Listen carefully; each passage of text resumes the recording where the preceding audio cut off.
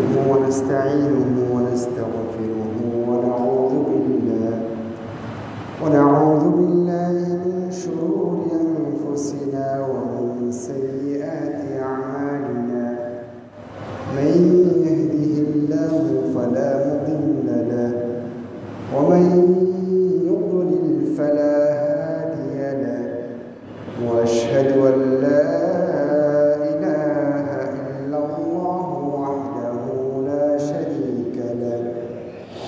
وأشهد أن نبينا محمدا عبده ورسوله أما بعد فإن خير الحديث كتاب الله وخير الهدي هدي محمد صلى الله عليه وسلم وشر الأمور محدثاتها وكل محدثة بدعة وكل بدعة ضلالة وكل ضلالة في النار. أعوذ بالله من الشيطان الرجيم. ومن يشاقق الرسول من بعد ما تبين له الهدى ويتبع غير سبيل المؤمنين نوله ما تولى ونصله جهنم وساءت مصيرا. সমস্ত প্রশংসা মহান আল্লাহর জন্য। দরুদ এবং সালাম বর্ষিত হোক নবী মুহাম্মদ সাল্লাল্লাহু আলাইহি ওয়াসাল্লামের উপর। আজকে মদিনা মসজিদ কমপ্লেক্স রানীরহাট ফেনীতে উপস্থিত সম্মানিত মুসল্লিবৃন্দ, আজকের জুমায় আমরা অত্যন্ত গুরুত্বপূর্ণ একটি বিষয় নিয়ে আলোচনা করব, কথা বলবো ইনশাআল্লাহ। আমি এর আগে আরেকদিন এখানে খুতবা দিয়েছি। সেদিন অত্যন্ত গুরুত্বপূর্ণ একটি বিষয়ে কথা বলেছিলাম, যদিও ওই বিষয়টা আবার রিমাইন্ডার হওয়া দরকার, আবার স্মরণ করানো দরকার। আর আজকে যে বিষয়টি নিয়ে কথা বলবো সেটি অত্যন্ত গুরুত্বপূর্ণ, এটা একাধিকবার শোনা দরকার ইনশাআল্লাহ। আজকের আলোচনার বিষয় হচ্ছে সালাফি সালিহিনের বোঝ কেন জরুরি। আমি আবার বলি, সালাফি সালিহিনের বোঝ কেন জরুরি। উল্লিখিত বিষয়ে আমরা ইনশাআল্লাহ কোরআন হাদিস সালাফি সালিহিনের বক্তব্য থেকে গুরুত্বপূর্ণ বিষয়টা উপলব্ধি করার চেষ্টা করব বিইজনিল্লাহি তাআলা। সম্মানিত মুসল্লিবৃন্দ, যেহেতু এই কথাগুলো আমাদের বোঝার, এই জন্য প্রত্যেককেই খুতবা শুরু থেকে শেষ পর্যন্ত অত্যন্ত মনোযোগ সহকারে থাকার জন্য এবং শোনার জন্য আমি বিনীতভাবে অনুরোধ করছি। শিরোনামটা হচ্ছে সালাফি সালিহিনের বোঝ কেন জরুরি।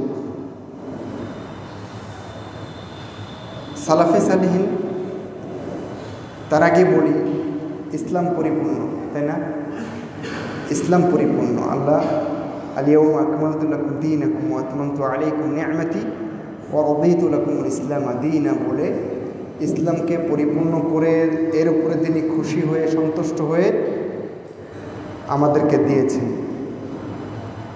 এবং রাসূলুল্লাহ সাল্লাল্লাহু আলাইহি ওয়াসাল্লামের উপরে এই ইসলাম, কোরআন এবং হাদিস প্রচারের দায়িত্ব দিয়েছেন মহান রব্বুল আলামিন, তাই না? কোরআন এবং হাদিস নাজিল করেছেন মহান রব্বুল আলামিন, আর সেটাকে বুঝিয়ে দেওয়ার দায়িত্ব দিয়েছেন মহান রব্বুল আলামিন কাকে? নবী মুহাম্মদ সাল্লাল্লাহু আলাইহি ওয়াসাল্লামকে। কথাটা ভালো করে বোঝার চেষ্টা করি। মানে কোরআন এবং হাদিস এরকম না, বা অন্যান্য আসমানি কিতাব এরকম না, একটাও না যে মহান রব্বুল আলামিন আগে থেকে ঘোষণা করে কোনো একটা জায়গায় কোরআনটা জিবরিল মারফত দিয়ে জানবে যে আজকে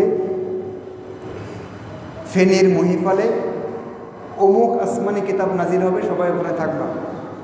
তারপরে দিয়ে গেছেন এবং লোকজন সেটা নিয়ে আমল শুরু করেছে, পড়েছে, আমল শুরু করেছে। এরকমটা হয়নি। কোনো আসমানি কিতাবের ক্ষেত্রে এরকমটা হয়নি। বরং মহান রব্বুল আলামিন তার প্রত্যেকটা আসমানি কিতাব কোনো না কোনো নবী বা রাসূলের উপরে প্রেরণ করেছেন, তার নিকটে প্রেরণ করেছেন এবং তাকে বোঝাবার দায়িত্ব দিয়েছেন যে এর মর্মার্থ কী, এর দ্বারা কী উদ্দেশ্য, এটা আপনি জনগণকে বুঝিয়ে দিবেন।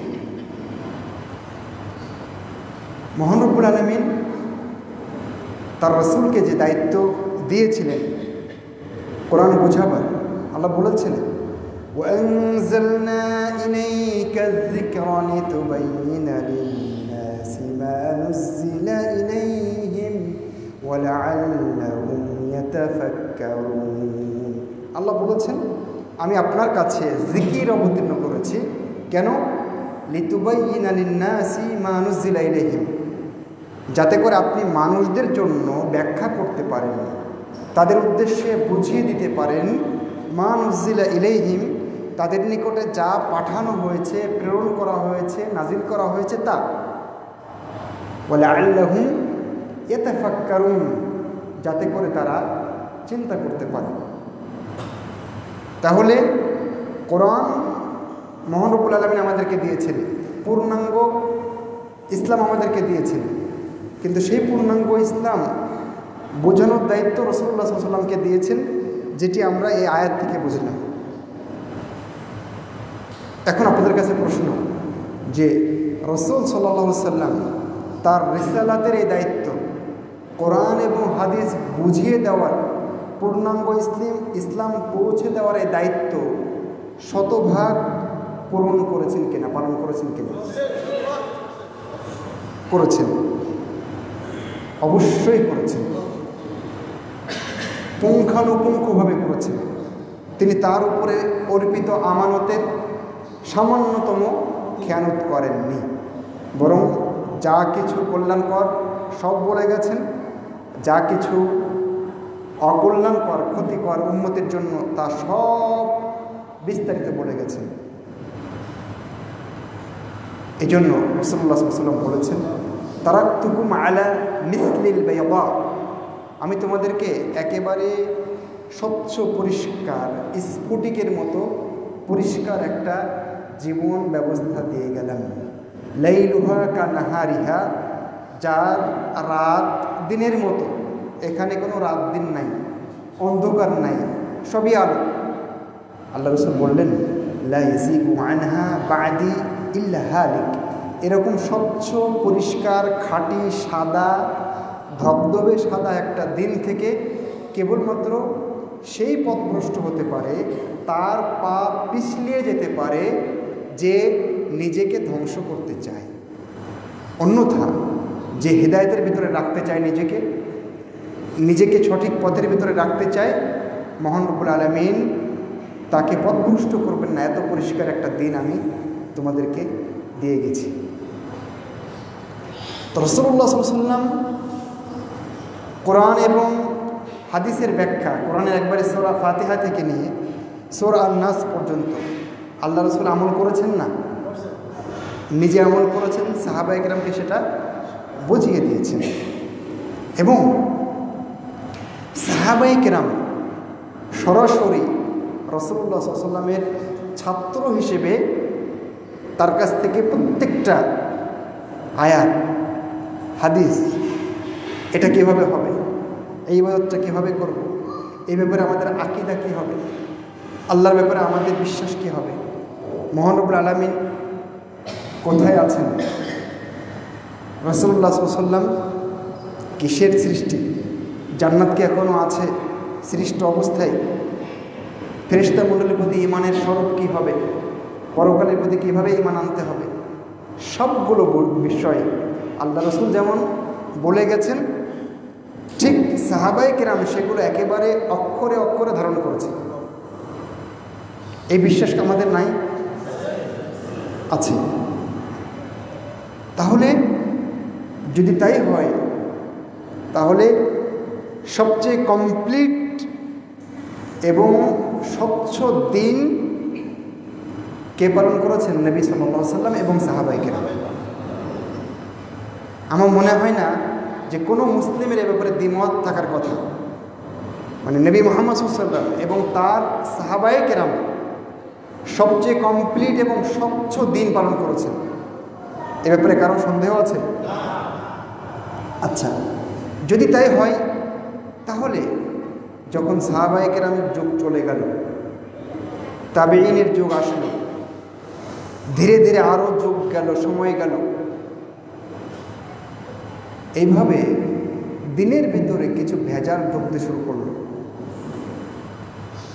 কিছু মানুষ এটাকে ভিন্ন খাতে প্রবাহিত করার অপচেষ্টা চালালো। যদিও দিন ইসলাম পরিপূর্ণ এবং স্বচ্ছ, ওটা কিয়ামত পর্যন্ত থাকবে, কিন্তু কিছু মানুষ একটু নখের আঁচড় দেওয়ার চেষ্টা করল।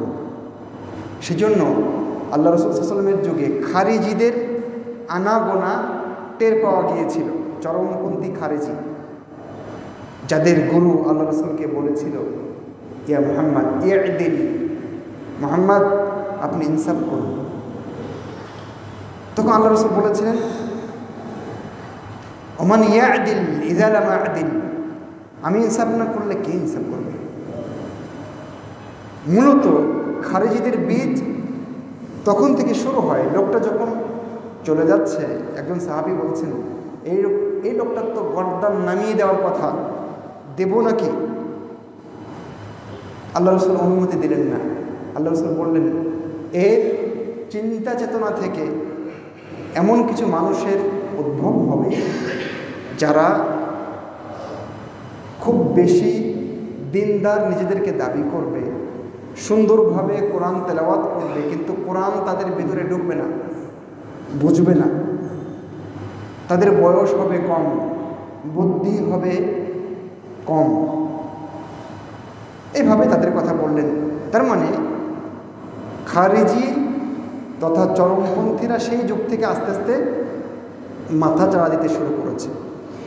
এরপরে দিন যত গড়িয়েছে, আরও অন্যান্য ফেরকা খারিজিদের পাশাপাশি মুতাজিলা, শিয়া, রাফেদা, জাহমিয়া, এরকম অনেক দল এবং মত ইসলামে তারা ঢুকতে শুরু করে এবং ইসলামের বিভিন্ন বক্তব্যকে তারা তাদের মতো করে বোঝার চেষ্টা করে। যার কারণে ধীরে ধীরে পিওর ইসলামটা মানুষের চর্চায় আর থাকে না। থাকে কিছু মানুষের ভিতরে অবশ্যই ছিল। আল্লাহ রাসূল বলেছেন, লা তাযালু তাইফাতুম মিন উম্মতি যাহিরিন আলাল হক। আল্লাহ রাসূল বলেছেন যে একটা দল আমার উম্মতের মধ্যে যারা হকের উপরে অব্যাহতভাবে বিজয়ী থাকবে, এর উপরে অবিচল থাকবে কিয়ামত পর্যন্ত। সুতরাং এই পিওর ইসলাম যেটা আল্লাহ রাসূল লালন করেছেন, যেটা সাহাবায়ে কেরাম লালন করেছেন, সেটা কিয়ামত পর্যন্ত চালু থাকবে। কিছু মানুষ লালন করবে, একথা আল্লাহ রাসূল বলে গেছেন। সুতরাং পিওর ইসলাম ছিল এক শ্রেণীর মানুষের মধ্যে সারা পৃথিবীতে, কিন্তু এর ভিতরে কিছু মানুষ ঢুকে গেছে, কিছু আদর্শ, কিছু থিওরি, কিছু মতাদর্শ ঢুকে গেছে। ঢোকার কারণে তারা চেষ্টা করেছে ইসলামের বিভিন্ন বক্তব্যকে বিভিন্ন খাতে প্রবাহিত করার জন্য। ঠিক তখনই যারা ইসলামের অতন্ত্র প্রহরী ওলামায়ে কেরাম ছিলেন, তাদের একটা মূলনীতি হয়ে দাঁড়িয়েছিল যে ফাহমু আল কিতাবি ওয়াস সুন্নাহ আলা ফাহমি সালাফিল উম্মাহ, অর্থাৎ কোরআন এবং হাদিস বুঝতে হবে আমাদের এই উম্মতের সালাফে সালেহীন যেভাবে বুঝেছেন সেভাবে। এজন্য ইমাম আহমদ ইবনে হাম্বল তিনি বলেছেন উসুল উস-সুন্নতি ইনদানা আত-তামাসসুকু বিমা কানা আলাইহি আসহাবু রাসূলিল্লাহি সাল্লাল্লাহু আলাইহি ওয়াসাল্লাম ওয়াল ইক্তিদা বিহিম ওয়া তারকুল বিদআ। তিনি বলেছেন আমাদের নিকটে সুন্নাত গ্রহণের মূলনীতি হচ্ছে যে মূলনীতির উপরে সাহাবায়ে কেরাম ছিলেন সেই মূলনীতিটাকে আঁকড়ে ধরে থাকা এবং তাদের পদাঙ্ক অনুসরণ করে চলা। ওয়া তারকুল বিদআ, এবং যত বিদআত আছে সেগুলো পায়ের নিচে দেওয়া, পরিত্যাগ করা, বর্জন করা। কথা বুঝতে পারছেন? তাহলে দিন ইসলাম স্বচ্ছ ছিল সবসময়, আজও আছে, থাকবে সামনে। কিন্তু কিছু মানুষ যখনই ভেজাল ঢোকাবার চেষ্টা করেছে তখন আহলুস সুন্নাহ ওয়াল জামাআতের যারা বড় বড় ইমাম ছিলেন, যেমন ইমাম আহমদের কথা আমি বললাম, তারা সবাই চেষ্টা করেছেন কিভাবে এই বিভ্রান্ত মতবাদগুলোকে দূরে সরানো যায়। তখন তারা বলেছেন সুন্নাত গ্রহণ করতে হবে ঠিক সাহাবায়ে কেরাম যেভাবে গ্রহণ করেছেন, তারা যে মূলনীতির উপরে ছিলেন সেই মূলনীতির আলোকে। কথা বুঝতে পেরেছেন? এখন প্রশ্ন হচ্ছে সালাফে সালেহিন কারা? আমি আবার আপনাদেরকে ফিরিয়ে নিয়ে যাচ্ছি শিরোনামে, সালাফে সালেহিন কারা? সালাফ মানে হচ্ছে যারা আগে চলে গেছে। বুঝতে পেরেছেন? এই জন্য আমরা কবরস্থানে গিয়ে অনেকেই এই দোয়াটাও পড়ি, আনতুম সালাফুনা ওয়া নাহনু বিল আসার। আপনারা আমাদের আগে চলে গেছেন, আমরা আপনাদের পরে আসছি, পদাঙ্ক অনুসরণ করছি অচিরেই। তাহলে সালাফ মানে হলো যারা আগে চলে গেছেন, আর সালেহিন মানে যারা ভালো। তাহলে সালাফি সালেহিন মানে হচ্ছে আগে চলে গেছেন ভালো মানুষ, তারা হলেন সালাফে সালেহিন। এটা হলো আবিধানিক অর্থে। আচ্ছা, পারিভাষিক অর্থে সালাফি সালেহিন কারা? পারিভাষিক অর্থে সালাফি সালেহিন হলেন সাহাবায়ে কেরাম,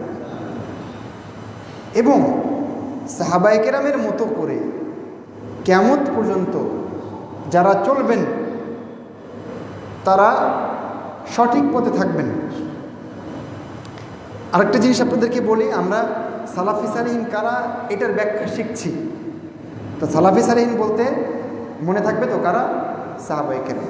আর কারা? তাবিউন, অর্থাৎ তার পরের প্রজন্ম। তারপরে কারা? তার পরের প্রজন্ম। বুঝতে পেরেছেন? তারা আমাদের কি? সালাফে সালেহিন। তারা আমাদের অনুসরণীয় এবং অনুকরণীয় ব্যক্তিত্ব, তারা আমাদের মডেল, তারা আমাদের আদর্শ।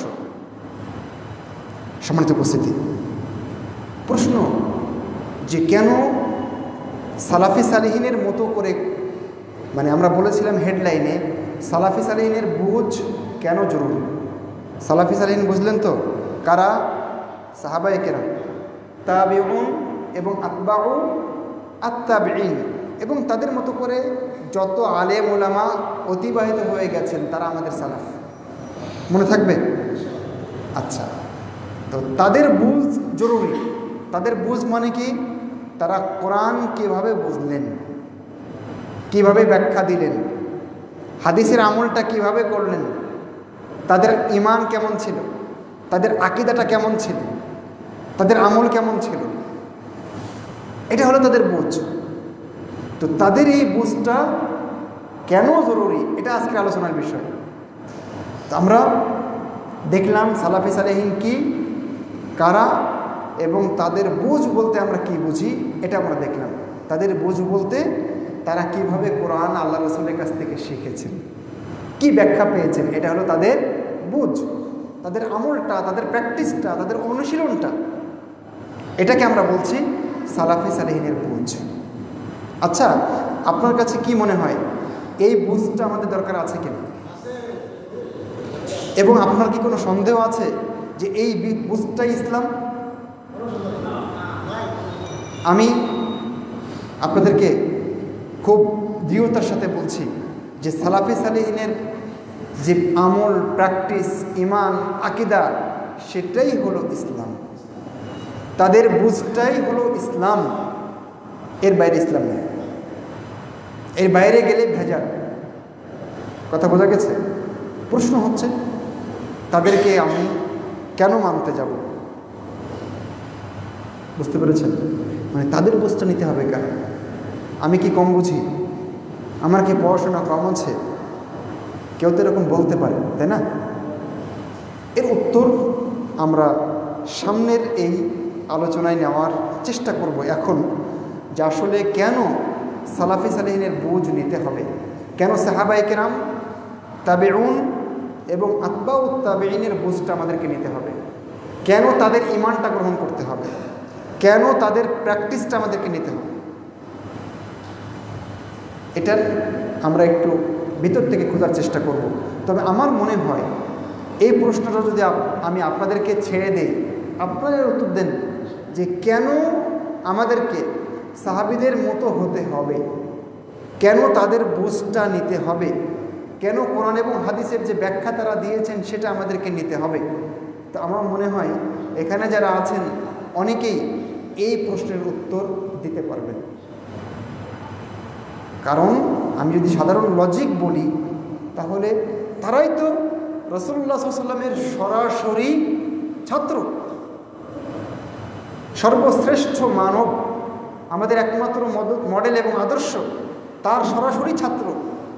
তার সাথে চলেছেন, তার সাথে ওঠা বসা করেছেন, তার কাছে জিজ্ঞেস করেছেন, জানতে চেয়েছেন, আল্লাহ রাসূলকে সরাসরি সালাত আদায় করতে দেখেছেন, তাই না? সিয়াম রাখতে দেখেছেন, হজ করতে দেখেছেন, দান করতে দেখেছেন, জিহাদ করতে দেখেছেন। তাহলে তাদের বুঝটা নেবেন না, কারটা নেবেন? এটা তো সাধারণ লজিক তাই বলে। কোরআন কি বলে?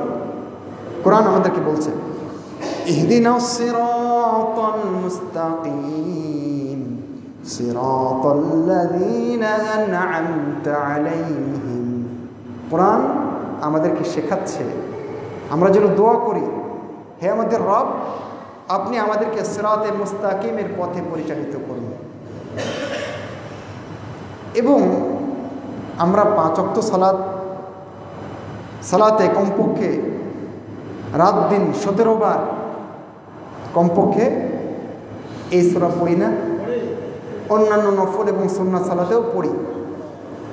তার মানে প্রতিদিন আমরা কতবার করে আল্লাহর কাছে বলি ইহদিনাস সিরাতাল মুস্তাকিম, আমাদেরকে সরল সঠিক পথে আপনি পরিচালিত করুন। প্রশ্ন হচ্ছে সিরাতে মুস্তাকিম, সরল সঠিক পথ, এতটুকু বললে মনে হচ্ছে হয়ে যেত, কিন্তু আল্লাহ বললেন সিরাতাল্লাযীনা আন'আমতা আলাইহিম, তাদের পথ যাদের উপরে আপনি অনুগ্রহ করেছেন। বুঝতে পারেননি? আল্লাহ বললেন তাদের পথ আমাদেরকে দেখান। আমরা প্রতি সালাতেই চাই যে তাদের পথ আমাদেরকে দেখান যাদের উপরে আপনি অনুগ্রহ করেছেন। এবার প্রশ্ন হচ্ছে আল্লাহ কাদের উপরে অনুগ্রহ করেছেন? অন্য আয়াতে আল্লাহ বলে দিয়েছেন তারা কারা। বলতে বলতে আল্লাহ বলেছেন, নবীদের কথা বলেছেন, সিদ্দিকের কথা বলেছেন, শহীদদের কথা বলেছেন, সালেহীনের কথা বলেছেন, ওয়া হাসুনা উলাইকা রাফিকা। অর্থাৎ সেই অনুগ্রহপ্রাপ্ত মানুষ যারা, সেই তালিকার ভিতরে নবী আছেন, শহীদগণ আছেন, সিদ্দিকগণ আছেন এবং নেককার ভালো মানুষ আছেন। নবী রাসূল বাদ দিয়ে সিদ্দিক, শহীদ, ভালো মানুষ, এই তিনটা গুণই সাহাবায়ে কেরামের মধ্যে সবচেয়ে বেশি পাওয়া যায়। এবং নবী আর রাসূলকে বাদ দিলে তাদের পরে সবচেয়ে ভালো মানুষের তালিকায় যাদের নাম আসবে তারা হলেন আবু বকর, ওমর, ওসমান, আলী সহ 1,10,000 সাহাবী, প্রায় তারা দুনিয়াতে সবচেয়ে ভালো মানুষ নবী এবং রাসূলের পরে। আর আমরা 5 ওয়াক্ত সালাতে প্রতিদিন আল্লাহর কাছে তাদের পথ দেখানোর জন্য প্রার্থনা করি, কিন্তু বুঝি না যে এখানে আসলে আমরা তাদের পথ যাচ্ছি। সম্মানিত উপস্থিতি, তাহলে সূরা ফাতিহাতে যে নির্দেশনা এসছে তা দিয়ে বোঝা যায় যে আমাদেরকে সাহাবীদের মতো করে কোরআন এবং হাদিস প্র্যাকটিস করতে হবে। আরেকটি আয়াত সূরা তাওবা 100 নম্বর আয়াত, সেখানে আল্লাহ বলেছেন والسابقون الأولون من المهاجرين والأنصار والذين اتبعوهم بإحسان رضي الله عنهم ورضوا عنه وأعد لهم جنات تجري تحتها الأنهار خالدين فيها أبدا ذلك الفوز العظيم।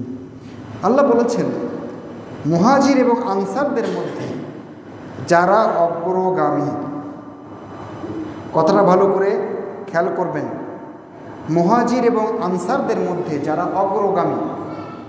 আপনারা বলেন তো মুহাজির এবং আনসার কারা? বলেন, মুহাজির এবং আনসার কারা? সাহাবায়ে কেরাম। সাহাবায়ে কেরামকে যদি আপনি দুই ভাগে ভাগ করেন তাহলে একদল মুহাজির, একদল আনসার। এর বাইরে সাহাবী আছেন? কেউ হিজরত করেছেন, কেউ তাদেরকে সাহায্য করেছেন। আল্লাহ বলছেন তাদের মধ্যে যারা অগ্রগামী। তারপরের বক্তব্য দেখেন, ওয়াল্লাযীনা ইত্তাবাউহুম বিইহসান, আর যারা তাদেরকে দারুণভাবে অনুসরণ করে। খেয়াল করেন, আল্লাহ বলছেন রাদিয়াল্লাহু আনহুম ওয়া রাদু আন, মহান রব্বুল আলামিন তাদের উপরে খুশি, সন্তুষ্ট, আর তারাও আল্লাহর উপরে সন্তুষ্ট, খুশি। তাহলে সাহাবায়ে কেরামকে যে মানতে হবে, তাদের যে অনুসরণ করতে হবে, সেই কথা কি এই আয়াত দ্বারা স্পষ্ট বোঝা যায় না? আনসার এবং মুহাজিরদের মধ্যে যারা অগ্রগামী এবং তাদেরকে যারা ইত্তেবা করে, অনুসরণ করে, অনুকরণ করে, আল্লাহ তাদের উপরে খুশি, সুবহানাল্লাহ। এবং আল্লাহ বলছেন তাদের জন্য আল্লাহ জান্নাত প্রস্তুত করে রেখেছেন, এমন জান্নাত যার তলদেশ দিয়ে নহরসমূহ প্রবাহিত, খালিদিনা ফিহা আবাদা, তারা চিরকাল সেখানে থাকবেন। যালিকাল ফাওজুল আযীম, এবং এটাই হচ্ছে মহা সফলতা। ইমাম মালিক রাহিমাহুল্লাহ তিনি এই আয়াতের তাফসিরে বলেছেন, এই আয়াত প্রমাণ করে সাহাবায়ে কেরামের অনুসরণ করা ওয়াজিব। বুঝেন, চার মাযহাব বলছেন ফরজ, তাহলে ইমাম মালিকের এই কথা শুনবেন না? ইমাম মালিক বলেছেন এই আয়াতের উপরে ভিত্তি করে সাহাবায়ে কেরামের আমল করা, তাদের অনুযায়ী আমল করা এবং তাদের অনুসরণ করা ওয়াজিব। যে আয়াতটি আমি খুতবার শুরুতে পড়েছিলাম, সেখানে আল্লাহ বলছেন وَمَن يُشَاقِقِ الرَّسُولَ مِن بَعْدِ مَا تَبَيَّنَ لَهُ الْهُدَى وَيَتَّبِعْ غَيْرَ سَبِيلِ الْمُؤْمِنِينَ نُوَلِّهِ مَا تَوَلَّى وَنُصْلِهِ جَهَنَّمَ وَسَاءَتْ مَصِيرًا। আল্লাহ বলেছেন হেদায়েত স্পষ্ট হওয়ার পরে যে ব্যক্তি রাসূলের বিরুদ্ধে যায় আর ওয়ায়াত্তাবি' গায়রা সাবিলিল মুমিনিন, এবং মুমিনদের পথ ছাড়া অন্য কোনো পথের অনুসরণ করে, আল্লাহ বলছেন নুওয়াল্লিহি মা তাওয়াল্লা, তাহলে যেদিকে সে ফিরতে চায় আমি সেদিকে তাকে ফেরাবো। ওয়া নুসলিহি জাহান্নাম, এবং তাকে আমি জাহান্নামে প্রবেশ করাবো, ঢোকাবো। ওয়াসাআত নাসীরা, এটা অত্যন্ত নিকৃষ্ট থাকার জায়গা। আয়াতটি আমি আপনাদেরকে আবার অনুবাদ করে শোনাই। হেদায়েত স্পষ্ট হওয়ার পরেও যে ব্যক্তি রাসূলের বিরুদ্ধে যায় এবং মুমিনদের পথ ছেড়ে দিয়ে ভিন্ন কোনো পথ ধরে, আল্লাহ বললেন তাহলে যেদিকে তুমি ফিরতে চাও, যে পথ তুমি ধরতে চাও, সেদিকেই তোমাকে আমি নিয়ে যাব, আর জাহান্নামে আমি তোমাকে দগ্ধীভূত করব, ঢোকাবো। আর মনে রেখে দিও এটা অত্যন্ত নিকৃষ্ট জায়গা। এবার আপনাদের কাছে প্রশ্ন রাখি, এই আয়াত বলছে মুমিনদের পথ ছেড়ে অন্য পথে যাওয়া যাবে না, গেলে কি হবে? জাহান্নাম। বলেন তো, মুমিনদের তালিকায় নবী এবং রাসূলের পরে কাদের অবস্থান? আমার কথাকে আপনারা বুঝতে পারছেন? নবী এবং রাসূলের পরে সাহাবায়ে কেরামের মতো ভালো মুমিন, শক্ত মুমিন, মজবুত মুমিন দুনিয়াতে ছিলও না, নেই, আসবেও না। তাহলে মুমিনদের পথ ছেড়ে দিয়ে অন্য পথে গেলে ধ্বংস। আর মুমিনদের তালিকায় সর্বপ্রথম নবী রাসূলের পরে সাহাবায়ে কেরাম আছেন, তাহলে তাদের পথকে ছাড়া যাবে? বুঝেননি? আল্লাহ রাসূল সাল্লাল্লাহু আলাইহি ওয়াসাল্লাম বলেছেন, খায়রুন নাসি করনি সুম্মাল্লাযিনা ইয়ালুনহুম সুম্মাল্লাযিনা ইয়ালুনহুম, সবচেয়ে ভালো মানুষ আমার প্রজন্মের মানুষ, অর্থাৎ সাহাবায়ে কেরাম। আল্লাহ রাসূল বলেছেন, সার্টিফিকেট দিয়েছেন কে? রাসূলুল্লাহ সাল্লাল্লাহু আলাইহি ওয়াসাল্লাম। আর যিনি সার্টিফিকেট পেয়েছিলেন আল্লাহর কাছ থেকে, লাকাদ কানা লাকুম ফি রাসূলিল্লাহি উসওয়াতুন হাসানাহ, তোমাদের জন্য তোমাদের রাসূলের মধ্যে কি আছে? উত্তম আদর্শ আছে। এই সার্টিফিকেট আল্লাহ তাকে দিয়েছেন। আর সেই রাসূল সার্টিফিকেট দিয়েছেন সাহাবায়ে কেরামকে, খায়রুন নাসি করনি, সবচেয়ে উত্তম মানুষ হচ্ছে আমার যুগের মানুষ। সুম্মাল্লাযিনা ইয়ালুনহুম সুম্মাল্লাযিনা ইয়ালুনহুম, এরপরে তারপরের যুগের মানুষ, এরপরে তারপরের যুগের মানুষ। সম্মানিত উপস্থিতি, ইবনুল কাইয়িম রাহিমাহুল্লাহ তাআলা, যারা ইসলামের অনেক খেদমত করেছেন, দ্বীনের জন্য সব ত্যাগ করেছেন, সেই তালিকায় ইবনুল কাইয়িমের নাম আছে। ইবনুল কাইয়িম বলছেন, ওয়াযালিকা ইয়াকতাদি তাকদীমাহুম ফি কুল্লি বাবিন মিন আবওয়াবিল খায়র। আল্লাহ রাসূলের এই হাদিস যে আমার যুগের মানুষ সর্বোত্তম মানুষ, এই হাদিসের দাবি হচ্ছে সাহাবায়ে কেরামকে কল্যাণকর সব কাজে অগ্রাধিকার দিতে হবে, আগে রাখতে হবে। আল্লাহ কোথায়, এই বিশ্বাস সাহাবীরা কি করেছেন ওটা নিতে হবে আগে। ওনারা সালাত করেছেন কিভাবে, ওটা আগে নিতে হবে। আল্লাহ রাসূলের ব্যাপারে তাদের আকীদা বিশ্বাস কি ছিল? তিনি কি মাটির মানুষ ছিলেন না নূর ছিলেন?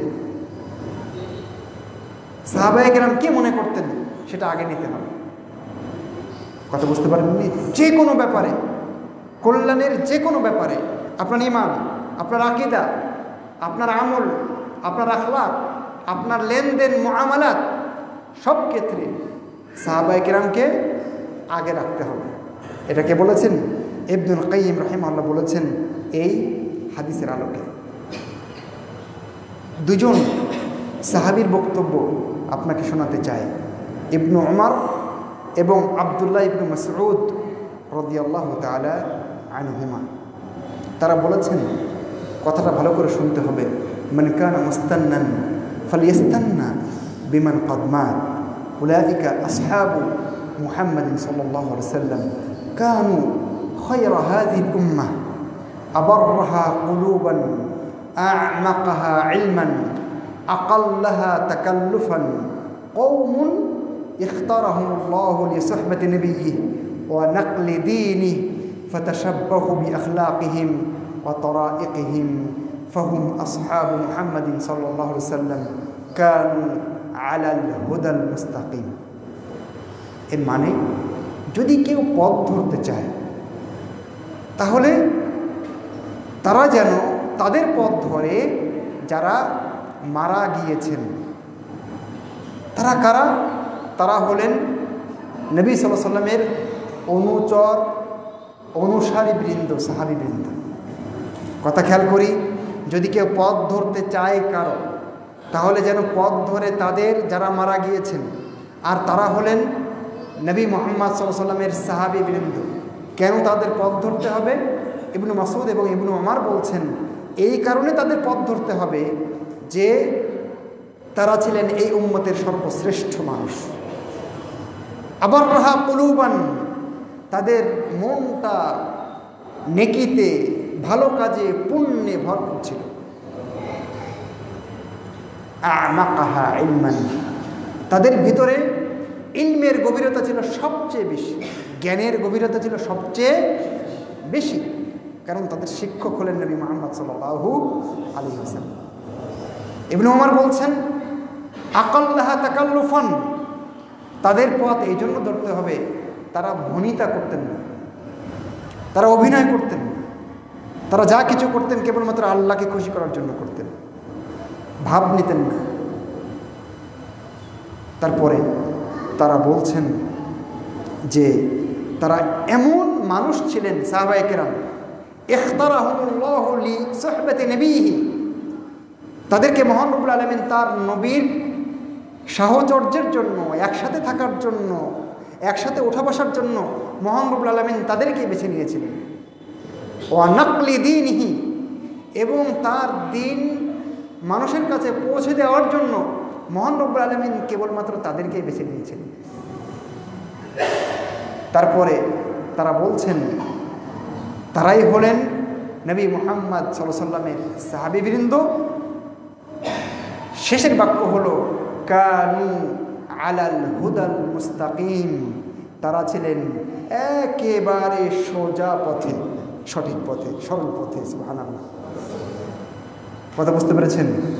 তাহলে তাদের পথে থাকতে হবে, তাদের মতো করে কোরআন হাদিস বুঝতে হবে, মানতে হবে, আমল করতে হবে।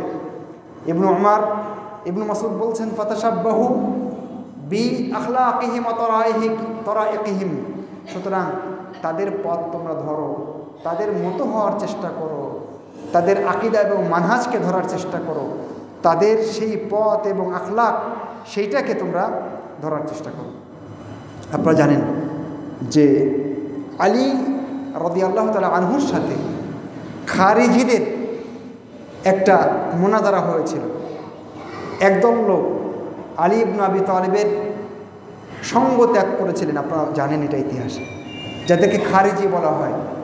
তারা এক জায়গায় গিয়ে জড়ো হয়েছিল এবং তারা কোরআনের কিছু আয়াত পাঠ করে করে আলী রাদিয়াল্লাহু তাআলা আনহুকে এবং তার সাথে যারা ছিলেন তাদেরকে কাফের ফতোয়া দিচ্ছিল। কোরআন বলছে যে ওমাল হুকমু ইল্লা লিল্লাহ, আল্লাহ ছাড়া আর কারো হুকুম চলবে না। ইনিল হুকম, আউযু বিল্লাহ, ইনিল হুকমু ইল্লা লিল্লাহ, আল্লাহ ছাড়া আর কারো হুকুম ফয়সালা চলবে না। তাহলে আলী এবং মুআবিয়া কেন মানুষকে ফয়সালা মানলেন, ফয়সালাকারী এবং সালিশ মানলেন? এই জন্য তারা বলল যে আলী এবং তার দলবল কাফের হয়ে গেছে। নাউযুবিল্লাহ, ওই যে বললাম না কিছু ভেজাল শুরু করেছে ঢোকা, এরাই। এবার দেখেন ইবনু আব্বাস রাদিয়াল্লাহু তাআলা আনহু, যাকে হাবরুল উম্মাহ বলা হয়, এই উম্মতের মধ্যে সবচেয়ে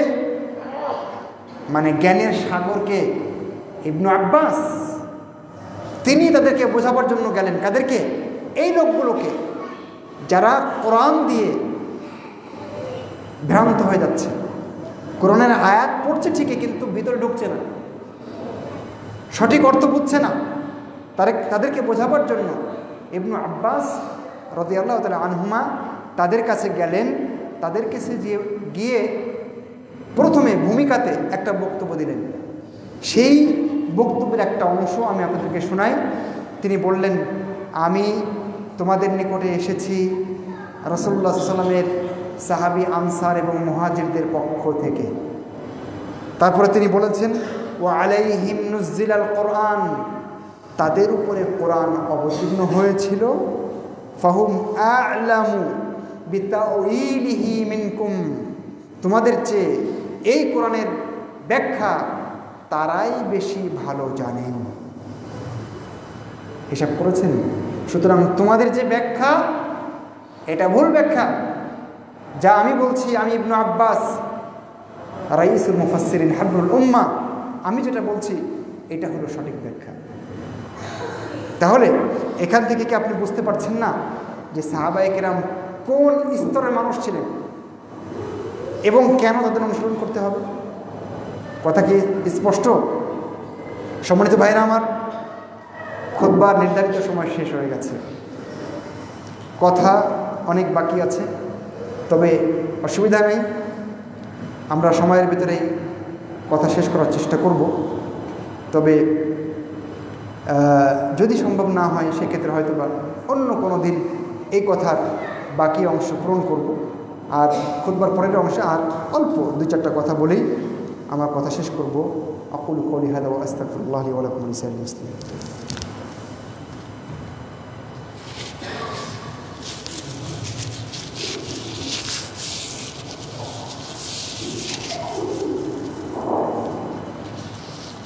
إن الحمد لله وحده والصلاة والسلام على من لا نبي بعده أما بعد।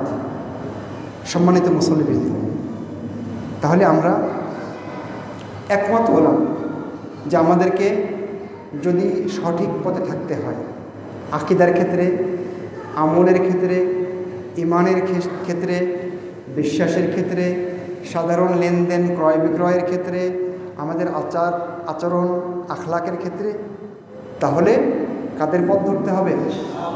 সাহাবায়ে কেরামের পথ ধরতে হবে। এবং এই পথের বাইরে ইসলাম নাই। এটা আমি আবারও বলছি যে, এবং এটাকে আমরা সালাফি মানহাজ বলছি। এটাকে আমরা কি বলছি? সালাফি মানহাজ। সালাফি মানহাজ নতুন কোনো থিওরি না, বরং পিওর ইসলামের সঠিক যে বুঝটা, এটাই হলো সালাফি মানহাজ। মানে অনেক সময় আমরা যখন বলি সালাফি মানহাজ, তখন অনেকে বলে যে এটা মনে হয় ভিন্ন কিছু। না, আমরা ওটাই বলি যেটা সাহাবায়ে কেরাম বলেছেন, আমরা সেটাই করতে বলি যেটা সাহাবায়ে কেরাম করেছেন। রাসূলুল্লাহ সাল্লাল্লাহু আলাইহি ওয়াসাল্লাম একটি হাদিসে, আপনারা সবাই হাদিসটা জানেন, বলেছেন না যে বনু ইসরাইল 72 দলে ভাগ হয়েছিল, আমার উম্মত কয় দলে ভাগ হবে? 73 দলে বিভক্ত হবে। তারপরে আল্লাহ রাসূল বললেন, সবাই কোথায় যাবে? জাহান্নাম। একটা দল ছাড়া, একটা দল শুধু জান্নাতে যাবে। সেই দলটা হলো হানাফি, শাফি, মালিকি, হাম্বলি, আহলে হাদিস। কোন নাম আল্লাহ রাসূল বলেননি। আল্লাহ রাসূল বলেছেন, মা আনা আলাইহি ওয়া আসহাবি, যারা আমি এবং আমার সাহাবীদের অনুসরণ করবে, এই মূলনীতির উপরে থাকবে, যে মূলনীতির উপরে আমি আছি এবং আমার সাহাবীরা আছে, এই মূলনীতির উপরে যারা থাকবে, কেবলমাত্র সেই দলটা জান্নাতে যাবে, আর বাকি সবাই জাহান্নামে যাবে। তাহলে সাহাবীদের মানতে হবে। এই কথা আপনারা এখন কি বিশ্বাস করতে পেরেছেন? যদি তাই পারেন, যদি সেটা হয়, তাহলে আজ থেকে, এখন থেকে আমার আপনার পণ হতে হবে, প্রতিজ্ঞা হতে হবে, শপথ হতে হবে। প্রত্যেকটা ক্ষেত্রে আমার দায়িত্ব হচ্ছে খুঁজে বের করা যে এই ব্যাপারে সাহাবীদের আমল কী ছিল, এই ব্যাপারে সালাফি সালেহিনের আমল কী ছিল, এই ব্যাপারে এই আয়াতের তাফসিরে ইবনে আব্বাস কী বলেছেন, ইকরিমা কী বলেছেন, মুজাহিদ কী বলেছেন, তাউস কী বলেছেন, আবু হুরায়রা কী বলেছেন, এই ব্যাখ্যাগুলো আমাদেরকে খুঁজে দেখতে হবে। আর যারা খুঁজে দেখতে পারবো না, আলেম ওলামাকে জিজ্ঞেস করতে হবে। তবে এক্ষেত্রেও সাবধান হতে হবে। শেষ জামানায় রাসূলুল্লাহ সাল্লাল্লাহু আলাইহি ওয়াসাল্লাম বলেছেন, পথভ্রষ্টকারী আলেম আসবে, যারা নিজেরা পথভ্রষ্ট হবে, অন্যকে পথভ্রষ্ট করবে। সেজন্য দিন বোঝার ক্ষেত্রে, নেওয়ার ক্ষেত্রে আপনাদেরকে সর্বোচ্চ সাবধানী হতে হবে। জমি কেনার জন্য আপনি যেমন ভালো জায়গা থেকে কেনার চেষ্টা করেন, নির্কণ্টক জায়গা কেনার চেষ্টা করেন না, যেখানে ভেজাল নাই, কাগজ দেখে শুনে কেনেন না। ইসলাম নেওয়ার ক্ষেত্রে আরও বেশি সাবধান হতে হবে। কথা বোঝা গেছে? আমি আজকের এই কথাটা আরেকটু কথা নিয়েই একটু সময় নিয়ে আপনাদের কাছ থেকে চেয়ে নিচ্ছি, কারণ যদি এই অংশটা না বলি তাহলে আলোচনাটা পূর্ণ রূপ পাবে না। তখন আপনাদের হয়তো বা অনেকের বুঝের ঘাটতি থেকে যেতে পারে। তো যাই হোক, যদি আমরা সালাফে সালেহিনের বুঝ না মানি, তাদের সাথে একমত না হই, তাহলে আমাদের পথভ্রষ্ট হয়ে যাওয়ার সম্ভাবনা বেশি। মানে কি, একেবারে আপনি কিনারায় আছেন, যে কোনো সময় পড়ে যেতে পারে। এই জন্য সালাফি মানহাজে ফিরতে হবে। সালাফি মানহাজ কোনো নবাবিষ্কৃত কোনো বিষয় নয়। সালাফি মানহাজ মানেই হলো সাহাবায়ে কেরাম কীভাবে কোরআন হাদিস নিয়েছেন, বুঝেছেন, মেনেছেন, আল্লাহ রসুল কী ব্যাখ্যা দিয়েছেন, ওটাই হলো সালাফি মানহাজ। এই জন্য আমি একদিন ফেসবুকে লিখেছিলাম যে আপনি নাম যেটাই দেন না কেন, আপনাকে সালাফি হতেই হবে। আপনাকে সালাফি হতেই হবে, কারণ সালাফি মানহাজই ইসলাম, ইসলামী সালাফি মানহাজ, এই বাইরে ইসলাম নেই।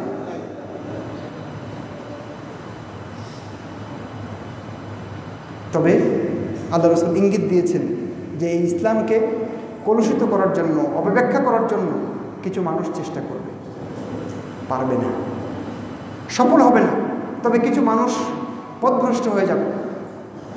আমি আপনাদেরকে দু একটা উদাহরণ দিয়ে আজকে খুতবা শেষ করব। খুব কমন দু একটা উদাহরণ বলি। কোরআন এবং হাদিসের বক্তব্য নিজে নিজে বুঝতে গেলে, আল্লাহ রসুলের বুঝ না নিলে কত যে বিভ্রান্তি হওয়ার ঝুঁকি আছে, এই উদাহরণ থেকে আপনারা বুঝবেন। আপনারা জানেন যে আল্লাহ রসুল আবু বকর রাদিয়াল্লাহু আনহুর সময় তাকে একটা যুদ্ধ করতে হয়েছিল, জানেন? সেই যুদ্ধ হলো রিদ্দার যুদ্ধ। মনে আছে আপনাদের ইতিহাস? মনে নাই?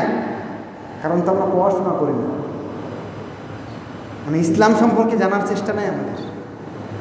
রিদ্দার যুদ্ধ হয়েছিল। তো রিদ্দার যুদ্ধ আবু বকর যাদের বিরুদ্ধে করেছিলেন, যে সমস্ত কারণে করেছিলেন, তার একটা কারণ হচ্ছে তারা বলেছিল যে আমরা যাকাত দেব না। কারণ কি? কারণ তারাও যাকাত না দেওয়ার দলিল কোরআন থেকে নিয়েছিল। কোরআন বলছে খুয মিন আমওয়ালিহিম সাদাকাতান, আপনি তাদের মাল থেকে যাকাত গ্রহণ করুন। আরও আয়াতের ব্যাখ্যা আছে সামনে, আমি ছোট্ট করে বলার চেষ্টা করছি যেহেতু আমাদের সময় কম। চেয়ে নেওয়া সময়ের উপরে আমরা এখন আছি। তো তারা বলল যে দেখেন, এখানে আল্লাহ তার রসুলকে বলছেন আপনি যাকাত নিন। তো যেহেতু আল্লাহ রসুল আর নাই এখন, তাহলে যাকাত নেবেন কে? নেওয়ার কেউ নাই, অতএব আমরা যাকাত দেব না। তাহলে যাকাত না দেওয়ার দলিল কোথায় পাওয়া গেল? কোরআনে পাওয়া গেল। কিন্তু বুঝটা কার? নিজের পকেটে। সেজন্য আমি এ বিষয়ে কথা বলতে গিয়ে সবসময় বলি যে কেন আপনার বাচ্চার, আপনার মায়ের, আপনার শরীর অসুস্থ হলে আপনি কেন ফার্মেসিতে গিয়ে সরাসরি ওষুধ কেনেন না? কেন কেনেন না? কারণ আপনি জানেন না কোন ওষুধ কোন কাজে লাগবে, কোন বয়সে কোন মাত্রার ওষুধ প্রয়োগ করতে হবে। সেজন্য আগে অনেক টাকা দিয়ে সিরিয়াল ধরে ডাক্তারের শরণাপন্ন হতে হয়। ডাক্তার লিখে দেবেন তোমার জন্য এই ওষুধ প্রযোজ্য, এইভাবে খেতে হবে। কথা কি বোঝা যায়? এখন কেউ যদি মনে করে আরে ডাক্তারের কাছে কী জন্য যাবো, আমি কি কম বুঝি? ফার্মেসিতে যাব, তারপরে সেখান থেকে ভালো ভালো কোম্পানি আমাদের দেশে যেগুলো আছে, হেলথ কেয়ার আছে, ভ্যাকসিনকো আছে, স্কোয়ার আছে, আরও যেগুলো ভালো ভালো কোম্পানি আছে, ওষুধ কিনবো আর খাবো। রুগী সুস্থ না হয়ে মারা যাওয়ার ঝুঁকি আছে কি নাই? কেন? কারণ মাতব্বরি করেছে বেশি। ঠিক কোরআন হাদিসটা এরকম। এটার প্রেসক্রিপশন লিখে দিয়ে গেছেন নবী মুহাম্মদ সাল্লাল্লাহু আলাইহি ওয়াসাল্লাম।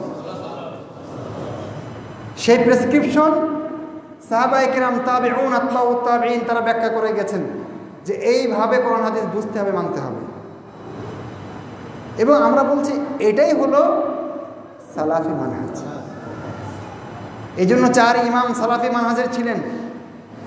4 ইমাম আহলে হাদিস ছিলেন। ইমাম আবু হানিফা আহলে হাদিস ছিলেন। আল্লাহর কসম তিনি আহলে হাদিস ছিলেন, তিনি সালাফি মানহাজের ছিলেন। এবং অন্যান্য আরও 3 যে ইমাম তারাও সালাফি মানহাজ অনুসরণ করেছেন, তারা খাঁটি মানুষ ছিলেন, ভুল ভ্রান্তি থাকতে পারে। তাহলে আমরা শেষের দিকে চলে আসছি। ব্যাখ্যা আপনি নিজের পকেট থেকে বের করতে পারবেন না, আপনি ফার্মেসি থেকে ওষুধ কিনে খেতে পারবেন না। প্রত্যেকটা আয়াত, প্রত্যেকটা হাদিস আপনাকে আমল করার আগে দেখতে হবে এর প্রেসক্রিপশন নবী মুহাম্মদ সাল্লাল্লাহু আলাইহি ওয়াসাল্লাম কি দিয়ে গেছেন। যদি ঠিক হয় রোগ ভালো হবে, না হলে রোগী মারা যেতে পারে। আল্লাহ বলেছেন আর রহমানু আলাল আরশি ইস্তাওয়া, দয়াময় আল্লাহ আরশের উপরে সমুন্নত, তিনি আরশের উপরে উঠেছেন। ইস্তাওয়া মানে ইরতাফা ওয়া আলা, সব মুফাসসির বলেছেন যে দয়াময় আল্লাহ আরশের উপরে উঠেছেন। আর আপনি এর অনুবাদ করলেন ইস্তাউলা, অর্থাৎ মহান রব্বুল আলামিন ক্ষমতার মসনদে বসেছেন, ক্ষমতা নিয়েছেন, কর্তৃত্ব নিয়েছেন।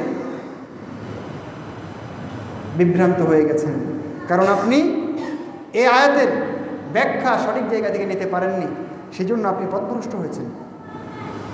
আল্লাহ যে উপরে আছেন এ কথা বোঝানোর জন্য কি দলিল লাগে? আপনি বিপদে পড়বেন যখন, তখন আল্লাহকে একটু স্মরণ করার চেষ্টা করবেন, দেখবেন মনটা উপরের দিকে এমনিতেই যাবে। দোয়া করার সময় হাত উঁচু করে দোয়া করেন কেন? এইভাবে করেন না কেন?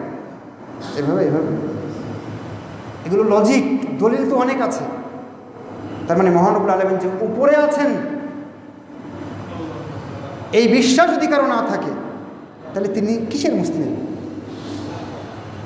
ইমাম আবু হানিফা রাহিমাহুল্লাহ আল ফিকহুল আকবরে বলে গেছেন, যে ব্যক্তি মনে করে বা এরকম বলে যে আল্লাহ কোথায়, আসমানে না জমিনে, কোথায় এটা আমি জানি না, ফাকাদ কাফারা, সে কুফরি করলো। এটা ইমাম আবু হানিফা বলে গেছে।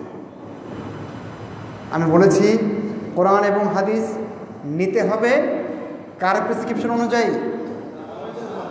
মূলত এটাই আজকের আলোচনার বিষয়। খুতবার সময় শেষ হয়ে গেছে, আজকে আর কথা বলার সুযোগ নাই। আর একদিন ইনশাআল্লাহ এই বিষয়ে বা অন্য কোনো বিষয়ে কথা হবে বিইজনিল্লাহি তাআলা। সেই দিন পর্যন্ত মহান রব্বুল আলামিন আমাদেরকে সুস্থ রাখুন, ভালো রাখুন এবং আমাদেরকে ঈমানের উপরে অবিচল রাখুন, সঠিক ইসলামের উপরে অবিচল রাখুন। একটা জিনিস একটু বলি, আমাদের বাংলাদেশে কিছু মানুষ জিকিরের সময় নাচানাচি করে, দেখেছেন? চুল অনেকভাবে ঝাঁকায়, বাঁশ ধরে উঠে যায়, দেখেছেন? কোরআন থেকে দলিল দেয়। দলিল কোথায়? কোরআনে। আল্লাহ বলেছেন ইযা যুলজিলাতিল আরদু জিলজালাহা, যখন জমিন প্রকম্পিত হবে। তো এখান থেকে কিছু মানুষ দলিল নিয়েছে, তাহলে কি করা যাবে? নাচানাচি করা যাবে জিকিরের সময়। বুঝতে পেরেছেন? এরকম এগুলো সব ফার্মেসি থেকে ওষুধ কিনে খাওয়ার ফল। সেজন্য আজকের পরে আমাদের যেন কারো আর ফার্মেসি থেকে সরাসরি ওষুধ কিনতে না চেষ্টা করি, সাবধান থাকবেন। কোরআন এবং হাদিস আমরা অবশ্যই মানব, তবে সাহাবায়ে কেরামের বুঝ অনুযায়ী মানব, এটা অত্যন্ত জরুরি। এর উপরে জরুরি অবস্থা আর হতে পারে না। মহান রব্বুল আলামিন আমাদেরকে তৌফিক দান করুন। আমিন সুম্মা আমিন। আকুলু কওলি হাযা ওয়া আস্তাগফিরুল্লাহ লি ওয়া লাকুম ওয়া লিসাইরিল মুসলিমিন। সুবহানাকাল্লাহুম্মা ওয়া বিহামদিকা আশহাদু আল্লা ইলাহা ইল্লা আনতা ওয়া আস্তাগফিরুকা ওয়া আতুবু ইলাইক। আসসালামু আলাইকুম ওয়া রাহমাতুল্লাহ। কুমু লিস-সালাত।